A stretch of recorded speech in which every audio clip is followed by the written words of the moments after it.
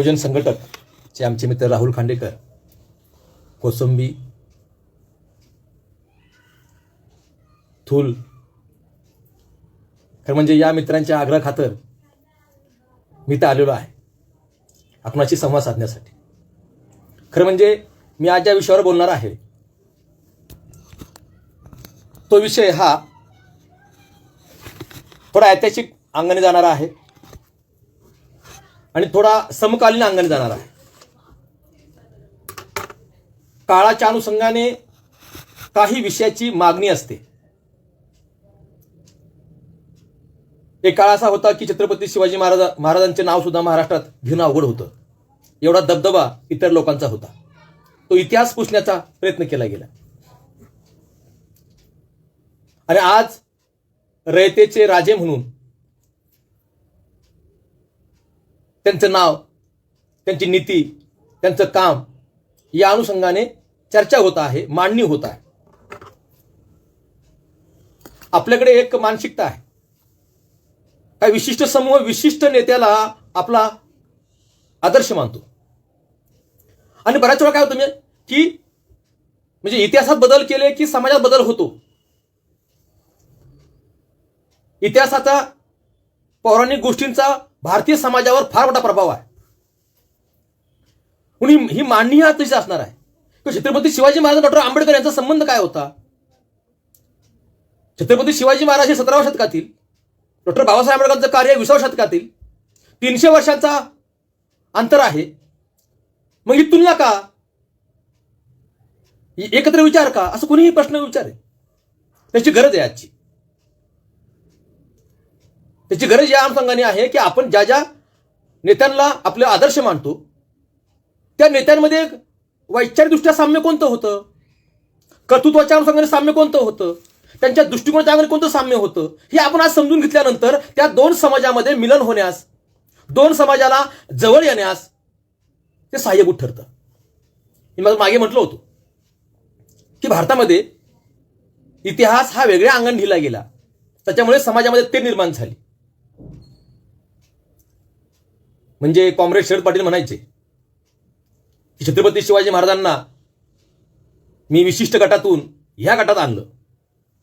छत्रपती शिवाजी महाराज म्हणजे मुस्लिमांचे कर्दनकाळ, हिंदू धर्मरक्षक, या अनुषंगाने एक विशिष्ट काळामध्ये मांडणी केली गेली. लोकांना त्यांचं कर्तृत्व सांगितलं गेलं, लोकांना दंगली करण्यास प्रवृत्त केलं गेलं.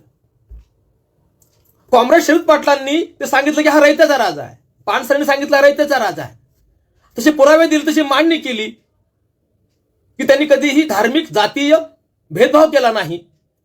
स्त्रियांच्या अंगाने वेगळं त्यांचं वागणूक होतं, उदारमतवादी होते, मी स्त्रीवादी होते असं म्हणणार नाही, बरोबरीने वागवणारे होते. ही सगळी मांडणी झाल्यानंतर आता त्यानुसार कोण बोलत नाही.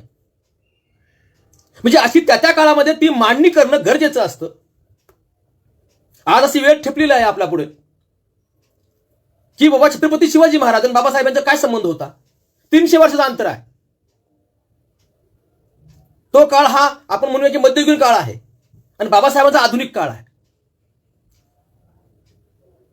मग ह्याचा दोघांमध्ये दृष्टिकोन कोणता होता. समाज बदलासाठी ह्या दोघांचा दृष्टिकोन आपल्या सारखा दिसून येतो. आपलं काहीतरी कर्तृत्व निर्माण करणं, आपलं स्वातंत्र्याच्या अनुषंगाने विचार करणं हा छत्रपती शिवाजी महाराजांचा विचार होता. परकीय जुर्म आम्ही कवर सहन करायचा, अन्यायाच्या विरुद्ध बंड करणे. तो अन्याय आपलं स्वकीय असतील, परकीय असतील, सामूहिक रीतीने बंद करणे, सगळ्या जाती धर्माच्या लोकांना घेऊन बंद करणे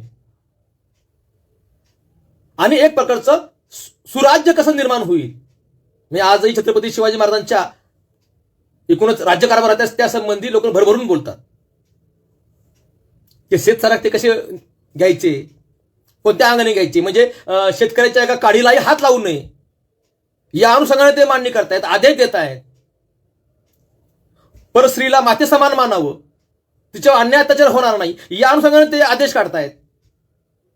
आपण पाहिलं की त्या पाटलाला त्यांनी काय केलेलं आहे, शिक्षा केलेली आहे की गावातल्या एका सुनेवर त्यांनी काय केलं होतं, अत्याचार केला होता, त्याचे हातपाय तोडलेले आहेत. म्हणजे हातामध्ये सत्ता आहे म्हणून आपण काही करावं हा दृष्टिकोन जमणार नाही.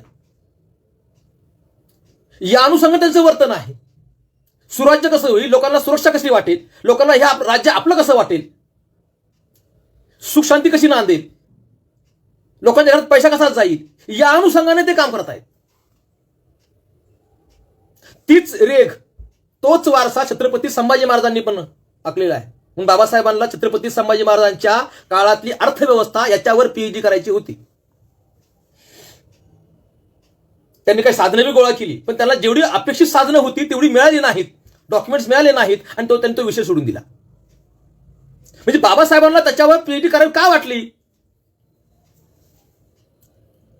कारण आर्थिकदृष्ट्या छत्रपती संभाजी महाराजांच्या काळामध्ये आपण अधिक पुढे गेलो होतो, कारण का पाया छत्रपती शिवाजी महाराजांनी घातला होता. म्हणून आधुनिक अर्थशास्त्रज्ञाला डॉक्टर बाबासाहेब आंबेडकरांना त्याच्यावर संशोधन करावं असं वाटलं होतं.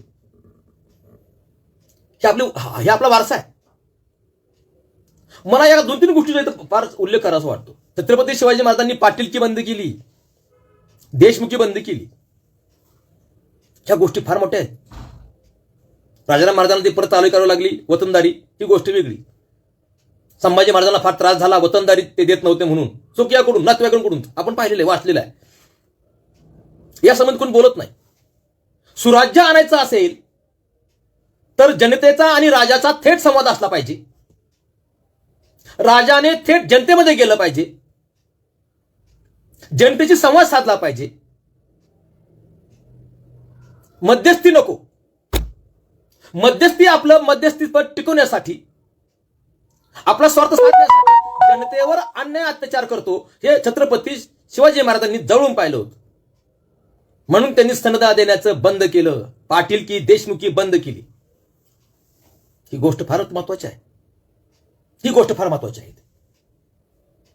तोच धागा बाबासाहेबांचा आहे. बाबासाहेब तिथं तो स्वीकारलेला आहे. मध्यस्थी नको. मध्यस्थी आणला की काय होतो? म्हणून बाबासाहेब म्हणायचे ना, लोकशाही म्हणजे काय, की रक्ताचा एक थेंबही न गाळता सामाजिक व आर्थिक समता प्रस्थापित करणे म्हणजे लोकशाही.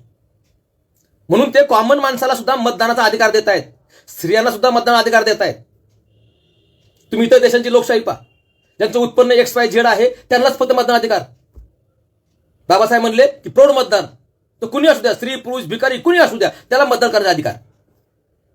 तर कॉमन माणसापर्यंत, सामान्य माणसापर्यंत लोकशाही जाईल जर ते मतदार झाले तर. बाबासाहेब या अनुषंगाने विचार करतायत की कॉमन माणसाच्या आणि राजाची डायरेक्ट संबंध असले पाहिजे. छत्रपती शिवाजी महाराजांनी मध्यस्थी, म्हणजे तो काळ हा मध्ययुगीन काळातला काळ आहे. ते अधिकाधिक जे मध्यस्थी होऊ पाहत आहेत त्यांना काढतायत. जहागीर देत नाहीयेत, पाटील देशमुख बंद करतायत, वसुली वेगळ्या अंगणी करतायत. समजून घ्या इथे पुन्हा.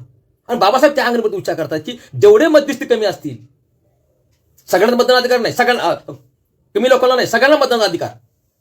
आणि बाबासाहेब त्या अंगाने विचार करतायत. तंतोतंत तर एखादी गोष्ट सांगता येणार नाही. इथं दृष्टिकोन महत्वाचा आहे. म्हणून मी शब्द वापरला दृष्टिकोन. कॉमन जनता सुखी राहील हा दृष्टिकोन छत्रपती शिवाजी महाराजांचा होता. आणि कॉमन माणसापर्यंत स्वातंत्र्य गेलं पाहिजे, लोकशाहीचे फायदे मिळाले पाहिजेत हा दृष्टिकोन बाबासाहेबांचा होता. समान दृष्टिकोन आहे प्रत्येक काळाच्या अनुषंगाने. मग त्या काळी स्त्रियांच्या स्वातंत्र्याच्या अनुषंगाने छत्रपती शिवाजी महाराज विचार करतायत. आपल्या आईला सती जाऊ देत नाहीयेत. ज्या महिलांना पळून घेऊन गेलेले आहेत त्यांना कसं परत आणायचं, त्यासाठी छत्रपती शिवाजी महाराज तलवार उपसत आहेत. बाबासाहेबांनी हिंदू कोड बिल आणलेला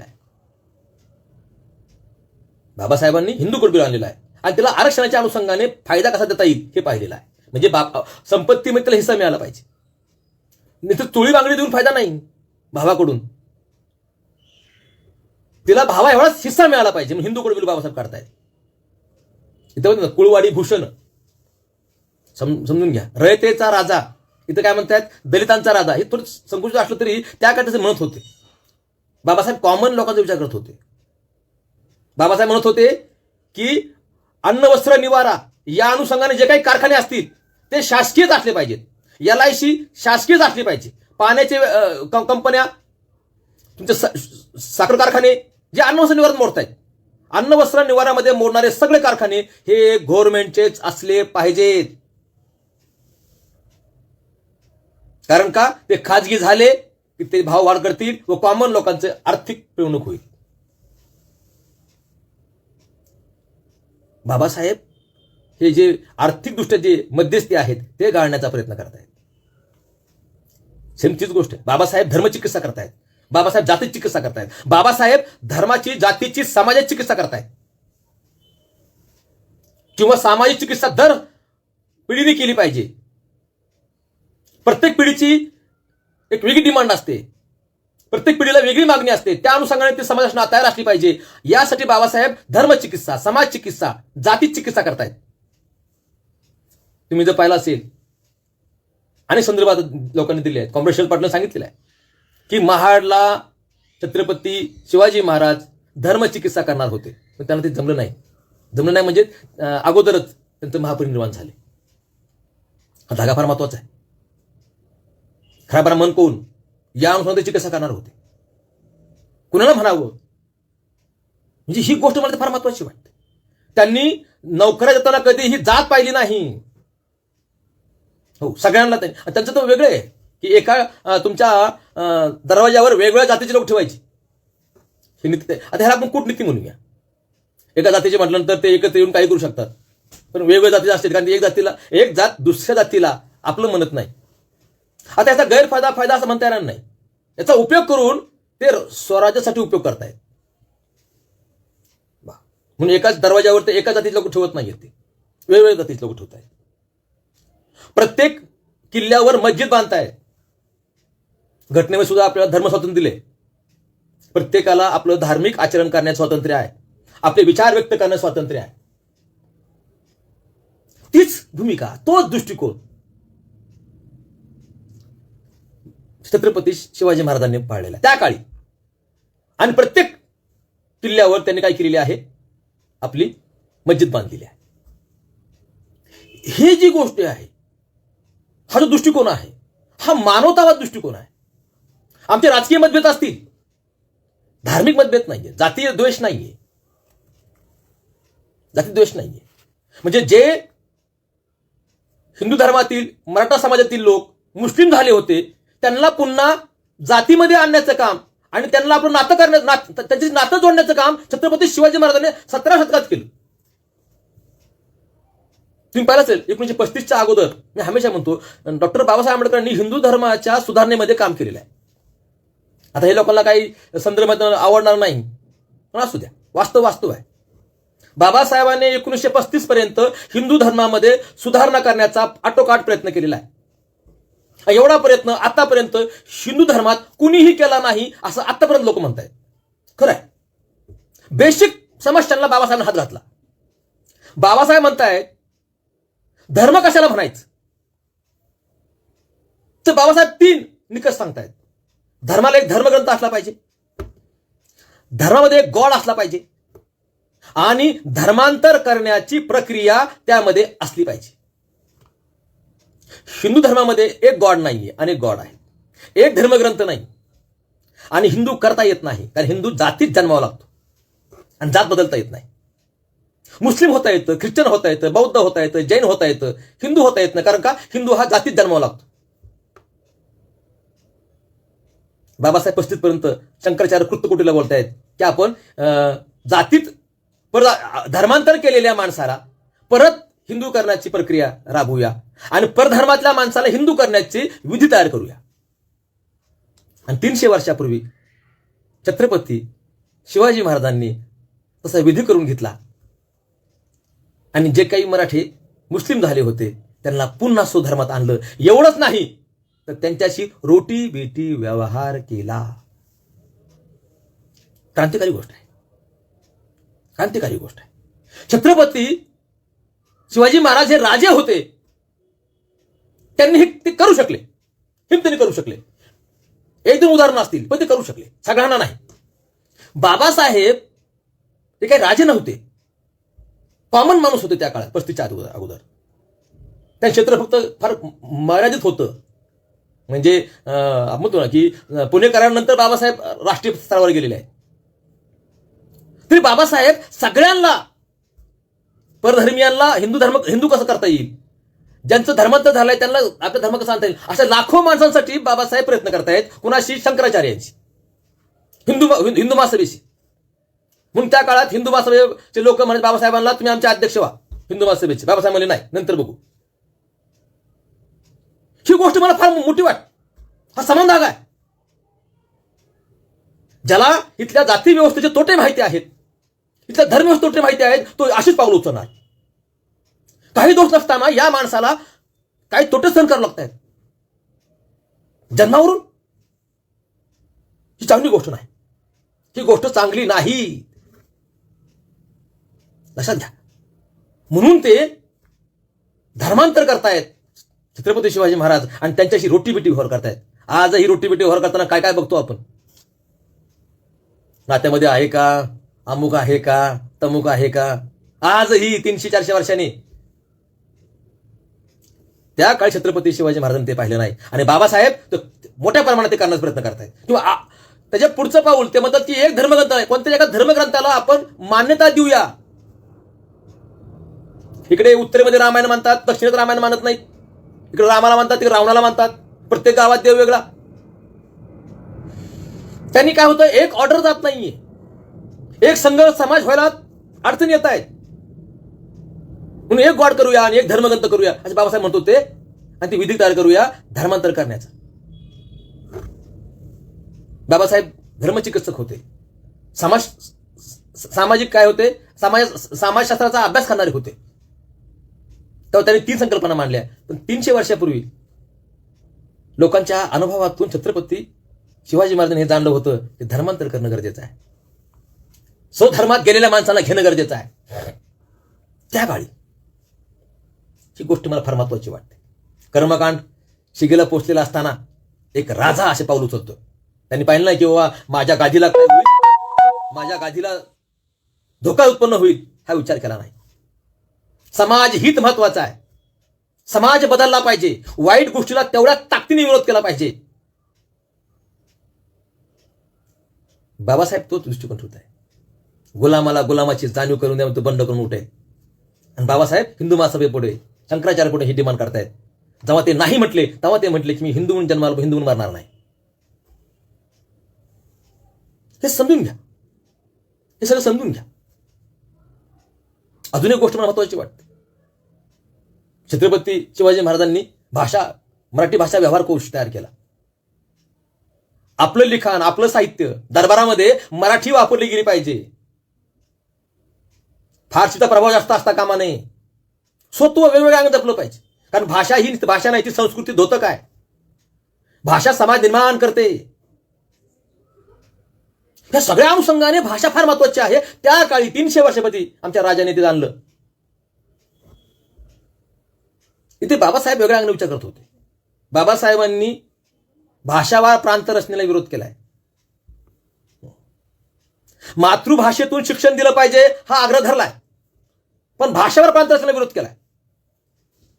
ते म्हणत होते भाषावर प्रांत रचना केली तर उत्तर प्रदेश हिंदी पट्टा आहे त्यात जास्त खासदार होतील. आता जास्त खासदार एका भाषिक असल्यामुळे म्हणजे कमी भाषा असलेले खासदार जे आहेत त्यांच्यावर ते अन्याय करतील. आजही सर्वात जास्त निधी हा उत्तर भारतामध्ये जातो. कारण का 88 खासदार, तर ते बिहार वेगळं झालं, बरं मग 100 खासदार झाले असते. म्हणून युपीचं म्हणजे की पंतप्रधान कुठला होतो, युपी मधलाच. अपवाद काय, हे राजकारण समजून घ्या. भाषिक राजकारण चालू होतं. मी मराठी, मी हिंदी असं चालू होतं. मी भारतीय नाही. फारसीला विरोध नाही केला, छत्रपती शिवाजी महाराज विरोध नाही केला. पण आपली म्हणून काय ती भाषा असली पाहिजे. म्हणून बाबासाहेब म्हणतात की मातृभाषेतून शिकवा, यात वाद नाही. पण भाषावर प्रांत रचना नको. कारण का भाषा राष्ट्रहिताला अडचण येता कामा नये. आज तेच झालं. आज तेच झाले. भाषेवरून आम्ही विभागलं गेलोय. तो गुजराती, तो कन्नड, मी मराठी. एक म्हणजे एकूण बांधणी करण्याच्या दृष्टिकोनातून ते विचार करत होते. हो, पुढचा विचार करत होते. म्हणजे समुद्र मार्गी आपल्यावर आपला शत्रू आक्रमण करू शकतो हा दूरदृष्टिकोन छत्रपती शिवाजी महाराजांचा होता. समुद्र पार करायचा नाही ही खोचट कल्पना आहे. हे नियम मोडले पाहिजेत, आपण नियम मोडू.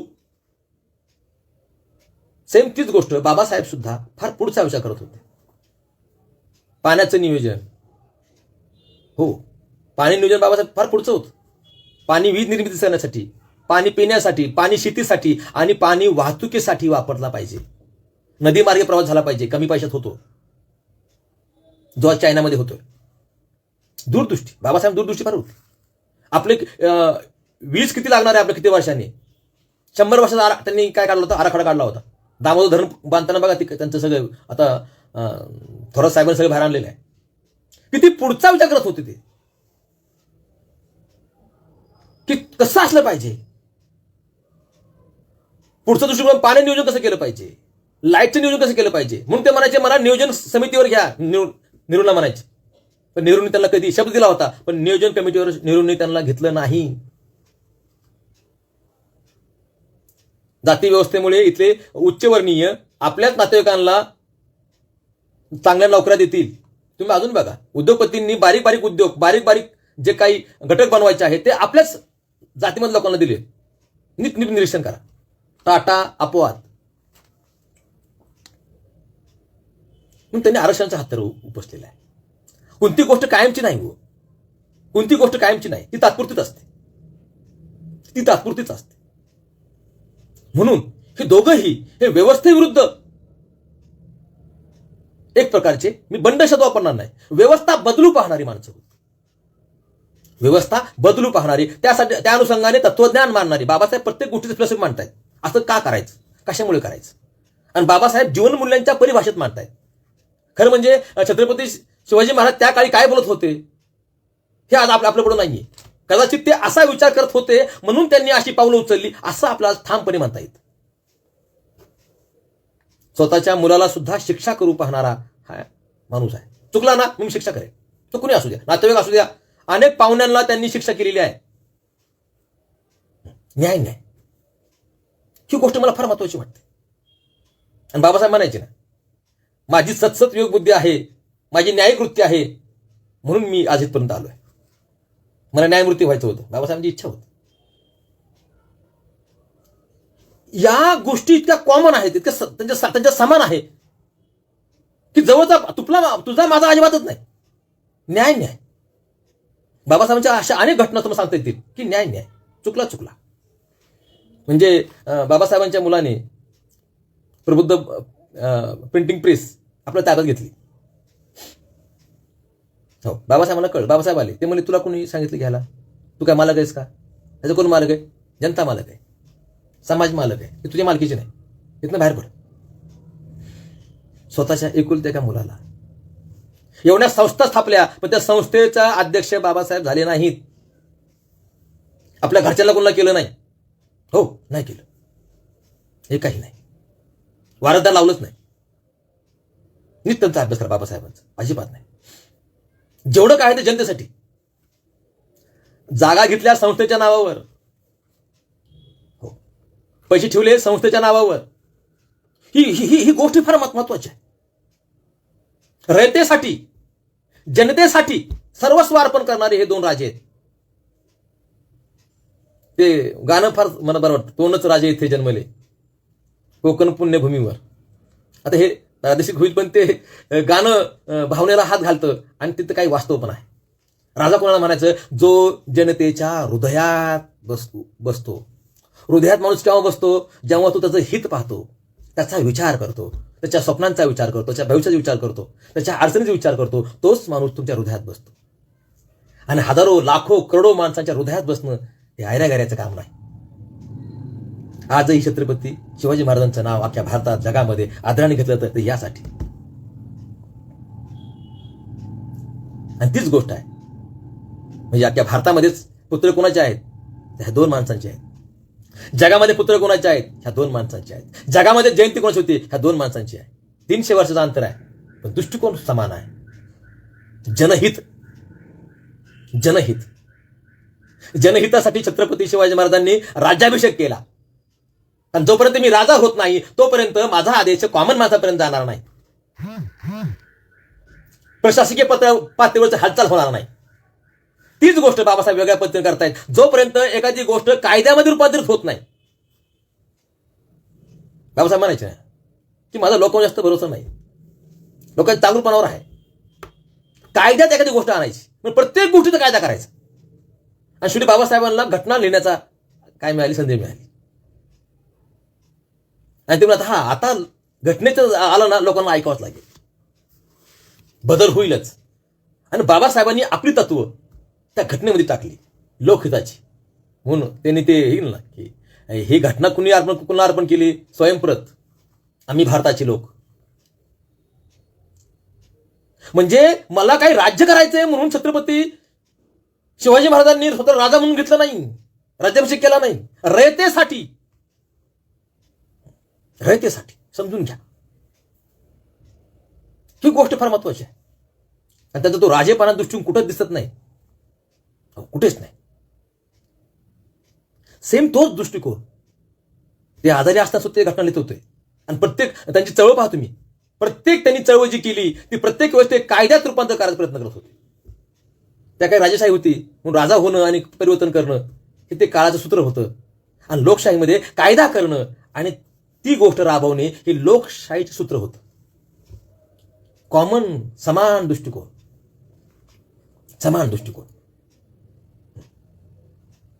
बाबासाहेब सुद्धा जात नष्ट करू पाहत होते.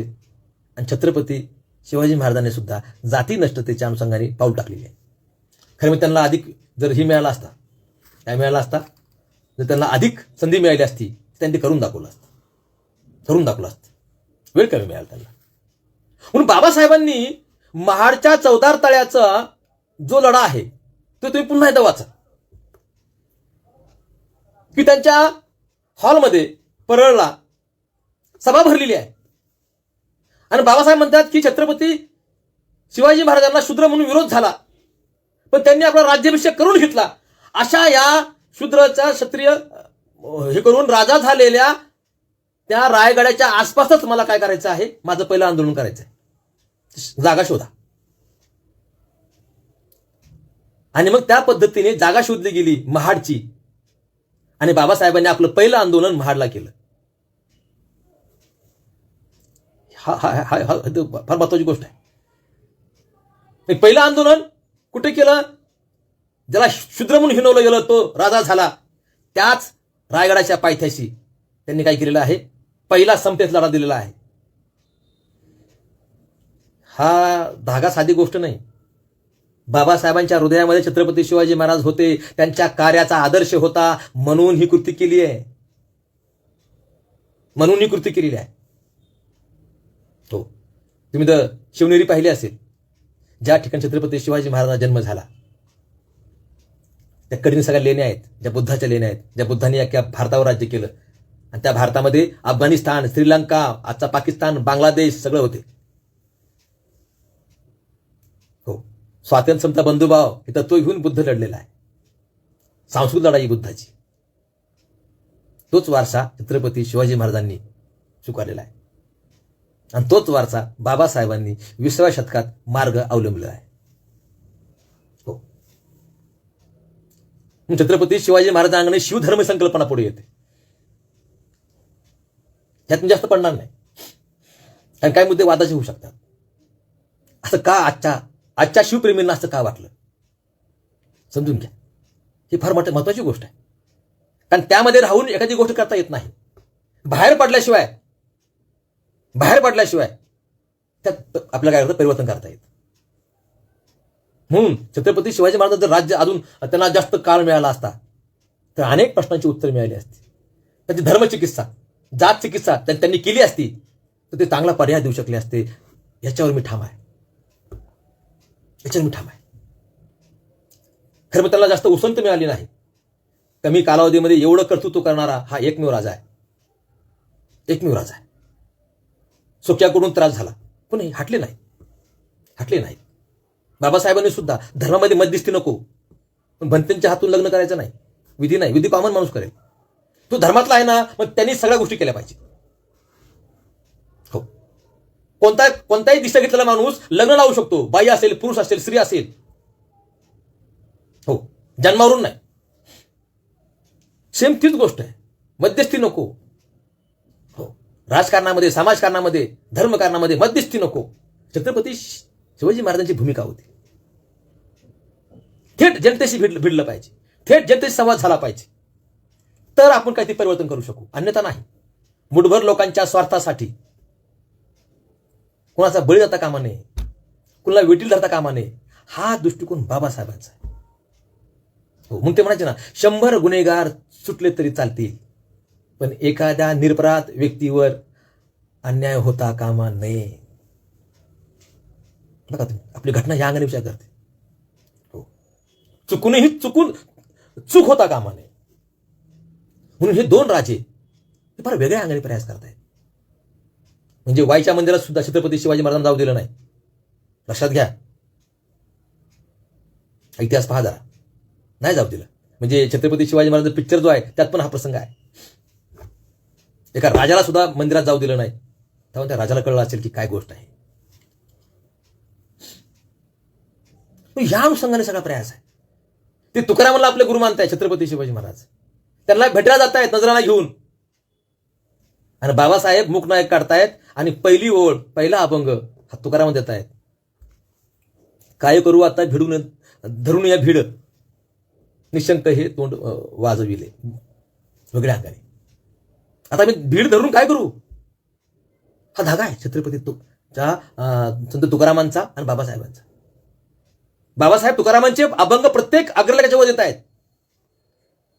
आणि आपण सुरुवात करतायत.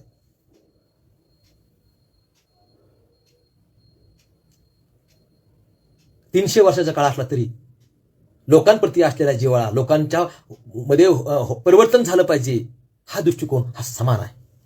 दृष्टिकोन समान आहे. काळ वेगळा असल्यामुळे घटना वेगळ्या दिसतील आपल्याला, पण दृष्टिकोन समान आहे. रयत केंद्रवरती, इथं जनता केंद्रवरती दृष्टिकोन आहे. आणि त्या अनुषंगाने हे पावलं उचलत आहेत. स्त्रियांसंबंधी असतील, वेगळ्या दृष्टिकोनासंबंधी असतील, धर्म जात या संबंधी असतील, किंवा त्यांचं अष्टप्रधान मंडळ असेल, त्याचा परिणाम बाबासाहेबांच्या घटनेवर झालेला आहे. कारण तो वेगळा विषय आहे, तो वेगळा विषय आहे. हो, त्या अनुषंगाने बाबासाहेब मांडणी करत आहेत. बुद्धाच्या अंगाने संघ संकल्पना घेत आहेत. स्वातंत्र्य, समता, बंधुभाव वेगळ्या अंगाने ते मांडतायत, बुद्धाच्या अंगाने मांडतायत. इथं पुन्हा समजून घ्यायचं की अनेक नियम छत्रपती शिवाजी महाराजांनी तोडण्याचा प्रयत्न केला, जे जाचक होते, आणि तेच बाबासाहेब इथं कायद्याच्या अनुषंगाने बंद करण्याची भाषा करतायत, बौद्धिक मांडणी करतायत, त्या अंगाने पुस्तकं लिहितायत, तशी मागणी करतायत. म्हणून ही 2 माणसं खऱ्या अर्थाने मनाने, दिलाने, कर्तृत्वाने राजा होते. आजही ते आपल्या मनावर राज्य करतायत. म्हणून आज आपण ह्या बहुजन संघटक यांनी जे छत्रपती शिवाजी महाराजांच्या अनुषंगाने जे मालिका चालू केलेली आहे ती उद्बोधक आहे, उद्बोधक आहे.